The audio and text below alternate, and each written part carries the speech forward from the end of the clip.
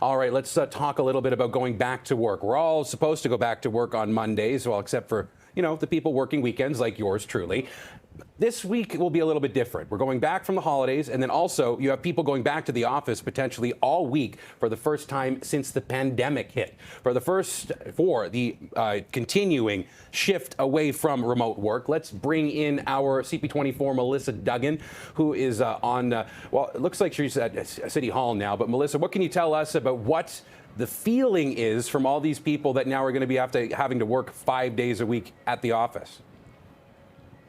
Yeah, Andrew, a bit of an end of an era for some workers who've been working from home since the pandemic. Maybe it's a bit of a hybrid situation. Specifically, what we're focusing on today is Ontario public sector workers. There are some 60,000 of them. What we're hearing from the provincial government is just over half of them have been working full-time 5 days a week back at the office. It was in August when we learned that they were going to mandate everyone return to the office full-time 5 days a week. So in October, it was bumped up to 4 days a week. Before that, it was 3 days a week is what we saw people working. And then starting tomorrow, things change big time. 5 days a week for those remaining employees who have been working that hybrid situation. A lot of people saying it's a good work-life balance. Some people avoiding the long commute they may have to deal with, especially in Toronto.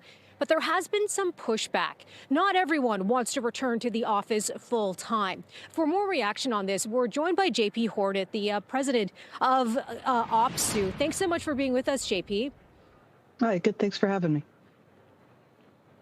I wonder what reaction you're hearing from some of your members on this, the eve of this mandated return to work full time 5 days a week.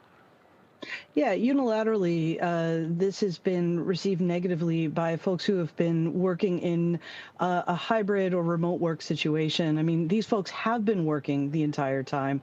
This is about a return to office mandate. And it was done without any consultation with the workers themselves or with any evidence to justify this move. This appears to be a solution that's looking for a problem. These workers have been providing the services that Ontarians rely on during the pandemic and post.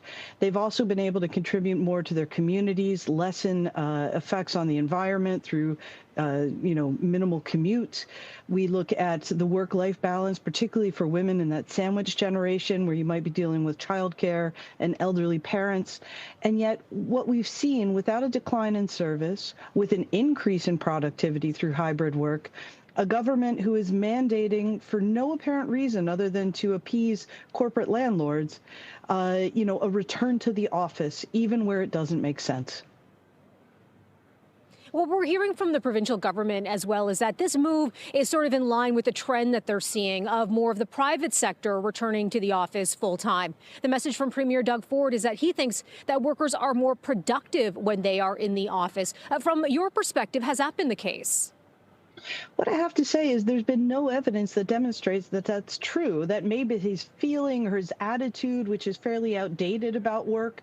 But when you want to retain a really talented public service, when you want to make sure you're bringing in talent, you want to make sure that they have the flexible work arrangements that even the private sector is having to backtrack on in some cases. We already have seen that the LCBO is having to delay this because they don't have space for everyone.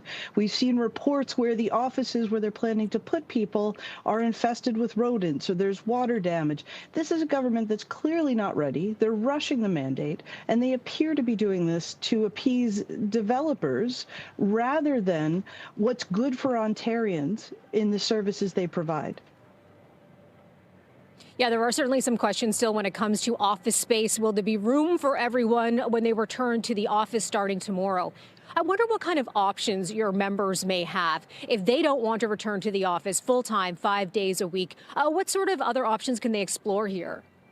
Well, some months ago, the government said, okay, well, we'll put in a form for an alternative work arrangement. And we've seen 10,000 forms filed out of the Ontario Public Service, but not a single one of them has been reviewed or replied to.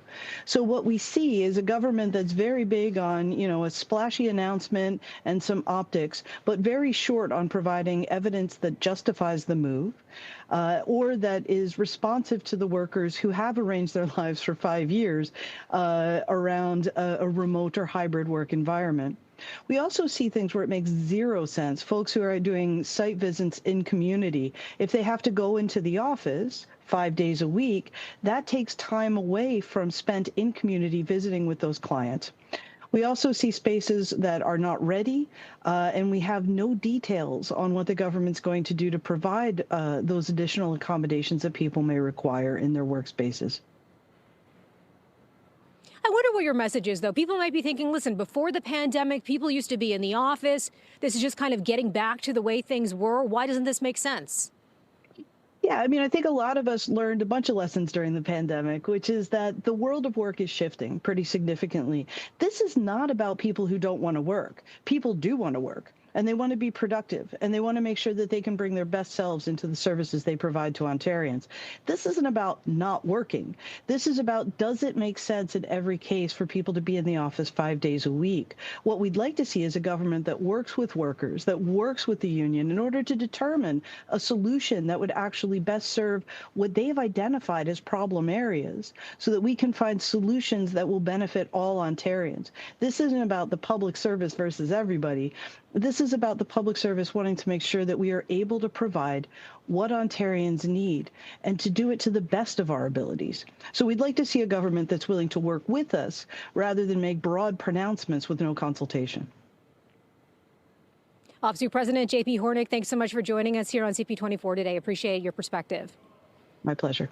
So some reaction there to this change in work processes that are going to begin tomorrow for Ontario workers, those working in the private sector. Again, certainly a story we're going to be following over the next little while. You know, what kind of impact is this going to have when it comes to foot traffic downtown, when it comes to transit, when it comes to traffic? Andrew, we've already been reaching out to Up Express, to Go Transit today, telling us that they plan to adjust some of their services based on volume, so something that they're keeping an eye on. Toronto Police is saying that they're having their congestion teams really focus on the rush hours during the morning and the evening, just making sure that, you know, traffic is moving smoothly as it should be. Hopefully people won't be stuck in traffic, but I think for a lot of us, it is a return to the old schedule starting tomorrow, whether it is back to work, whether it is back to school. The holiday is coming to an end. Back to you. The new normal is the old normal, and now it will be normal. That's Melissa Duggan at City Hall. Thanks, Melissa.